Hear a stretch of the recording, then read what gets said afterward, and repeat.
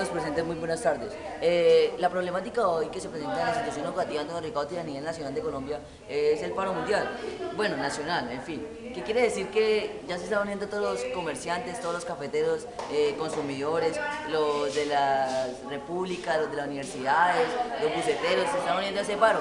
Y la guerrilla, pues aparte de eso, por cada 3 profesores le está exigiendo a uno que salga, y el que no salga pues tiene que dar una cuota de 200.000 pesos para apoyar el paro. Entonces la guerrilla está yendo por casa pidiendo plata, o si no, que salgan a apoyar el paro.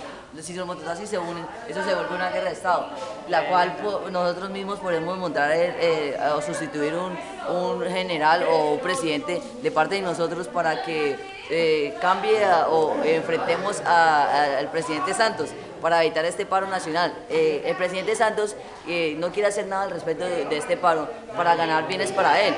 Si la comunidad o la sociedad cae en pobreza y en pobreza, bueno, en fin, él va a ganar mucho más. ¿Por qué? Porque él hace alianzas con diferentes países que traen cosas nuevas y demás maricadas, y entonces va a ganar plata y implementar eso y supuestamente generar futuro en la sociedad. Entonces, esto quiere decir que si entramos en un golpe de Estado, todas las naciones, todos los mototaxistas, todos los emigrantes, vamos a entrar en una pobreza y un caos inminente. Esto quiere decir que 59,59% de la población está ofendida por esto.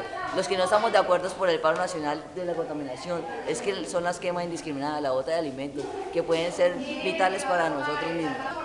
Por favor, dale me gusta y agrégame en la página www.chupatelaverga.com. Muchas gracias por su atención.